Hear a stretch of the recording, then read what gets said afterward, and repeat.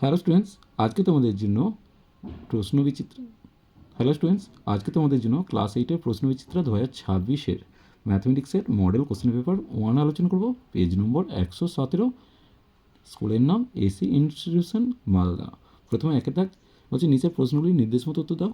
প্রথমে সঠিক উত্তর নির্বাচন করতে বলেছে। প্রদত্ত সংখ্যাগুলির মধ্যে কোনটি পূর্ণঘন সংখ্যা নয়? দেখো, 64 পূর্ণঘন, কারণ এর ঘনমূল হচ্ছে 4। এটা 5 হবে, এটা কিন্তু পূর্ণঘন সংখ্যা নয়। তাহলে এখানে উত্তর হবে কোনটা? সিয়েরটা। এরপর দেখো, এখানে এর মানটা চেয়েছে, দেখে নেব। দেখো, প্রথমে অঙ্কটা টুকেছি, তাহলে 1/xটাকে এদিকে নিয়ে এসেছি আর x/এটাকে ডান দিকে নিয়ে এসেছি। তাহলে 1/x সমান কত? এ লসাগু হলে 1 - x হলো। এবার দেখো, x দিয়ে এটাকে গুণ করব, তাহলে x × 1 - x সমান কত হবে? a1 গুণ করলে a উত্তর আসবে, তাহলে উত্তর হলো a। এরপর দেখো, তিনেরটা সঠিক উত্তর নির্বাচন করতে বলেছে। প্রদত্ত সংখ্যাগুলির মধ্যে কোনটি মূলদ সংখ্যা নয়?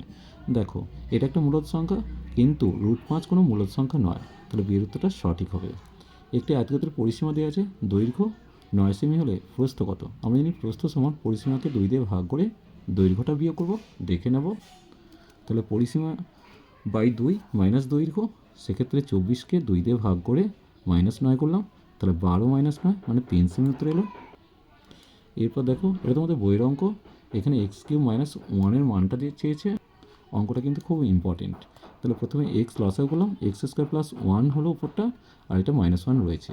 তাহলে x² + 1 সমান কত? এক্সকে যদি -1 দিয়ে গুণ করি -x পাবো। এখন -xটাকে মাঝে নিয়ে চলে আসছি, তাহলে x² + x + 1 সমান 0 পেয়ে গেলাম। এখন দেখো, x³ - 1 দেওয়া আছে, এখন x³ - 1³ আকারে লিখলাম, মানে a³ - b³। সূত্রটা কি? a - b × a² + ab + b²। দেখো, সেই আকারে লিখেছি। লেখার পর পেলাম কত? x - 1 × x² + x + 1। এখন এর মানটা কত? 0 দেওয়া আছে, তাহলে x - 1 সমান 0, x - 1 × 0 সমান 0 উত্তর পেলাম। এরপর দেখো, এখানে শতকরা হিসাবে 25% হলে পাইচিত্রে বৃত্তকলার কেন্দ্রীয় কোণ কত হবে? খুব সহজ। দেখো, 360 ডিগ্রিকে 25% দিয়ে গুণ করছি, অর্থাৎ 25/100 দিয়ে গুণ করলাম। তাহলে 25 দিয়ে কেটে নিচে 4 পেলাম, 4 দিয়ে কেটে 90 ডিগ্রি পেলাম, তাহলে উত্তর এলো 90 ডিগ্রি। এরপর দেখো, রম্বসের কর্ণদ্বয়ের মধ্যবর্তী কোণের মান হচ্ছে 90 ডিগ্রি। ঠিক আছে। এরপর দেখো, দুটি পূরক কোণের একটি অপরটি 5 গুণ হলে কোণ দুটির মান? তাহলে একটা কোণ যদি x ধরি, অপর কোণটা 5x হবে। দুটো কোণের সমষ্টি 90 ডিগ্রি, তাহলে 6x সমান 90 ডিগ্রি। x এর মান 15 ডিগ্রি হলো, কারণ 6 দিয়ে ভাগ করলে 15 ডিগ্রি আসছে। তাহলে একটা কোণ হচ্ছে 15 ডিগ্রি, আর একটা 5 গুণ মানে 75 ডিগ্রি। এরপর চলে যাবো 2 এর দাগ। বলছে একটি আয়তক্ষেত্রের ক্ষেত্রফল দেওয়া আছে আর প্রস্থ দিয়েছে, দৈর্ঘ্য কত? না, ক্ষেত্রফলটাকে প্রস্থ দিয়ে ভাগ করলেই দৈর্ঘ্য পেয়ে যাবো। দেখো, দৈর্ঘ্য সমান ক্ষেত্রফল ভাজিত প্রস্থ, তার মানে ক্ষেত্রফলটা আর নিচে প্রস্থটা লিখেছি। তাহলে দেখো, এটাকে a² - b² আকারে লেখার চেষ্টা করছি, তাহলে ওপরটা সূত্র হলো কি a + b R a - b। দেখো, এই দুটো কেটে গেল, তাহলে উত্তর হলো কত? 3a + 2b একক। তারপরটা দেখো, a + b + c সমান 0 হলে a³ + b³ + c³ এর মান চেয়েছে। আগে ডান দিকটা দেখে নাও, a + b + c সমান যদি 0 হয়, তাহলে a + b সমান কত? -c। এখন দেখো, a³ + b³ + c³ লিখেছি।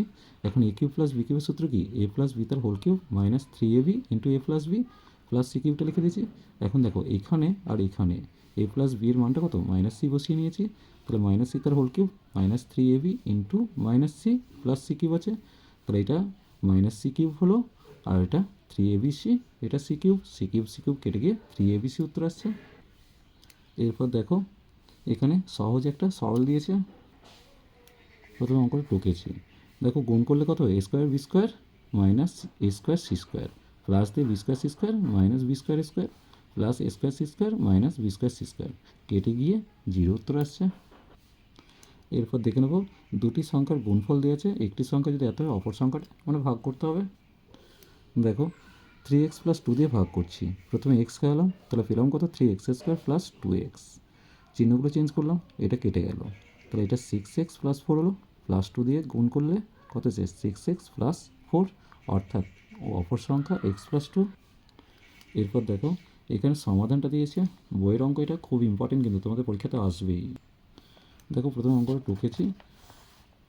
এখন এক্স মাইনাস 2/3 করেছি, এক্স প্লাস 3/4 করেছি, এক্স প্লাস 4/5 করেছি, 15 লিখে দিয়েছি। এখানে 3 4 12, 4 দিয়ে এটাকে গুণ করবো, 3 দিয়ে এটাকে গুণ করবো, তাহলে 4x minus 8 plus 3x plus 9/12, আর এখানে 5 লসাগু হলে এক্স প্লাস 4 প্লাস 5 15 75।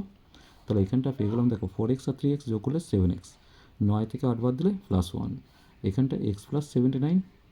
দেখো এবার 5 দিয়ে এটাকে গুণ করবো, 12 দিয়ে এটাকে গুণ করবো, তাহলে 35 প্লাস 5 সমান দিয়ে 12x প্লাস 948, গুণটা দেখে নিতে পারো।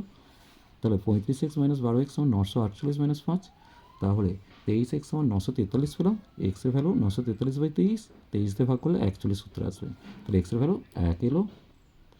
এরপর আমরা দেখে নেব একটি কোণের পূরক কোণ ও সম্পূরক কোণের অন্তর অবশ্যই 90 ডিগ্রি আসবে। দেখে নেবে অঙ্কটা।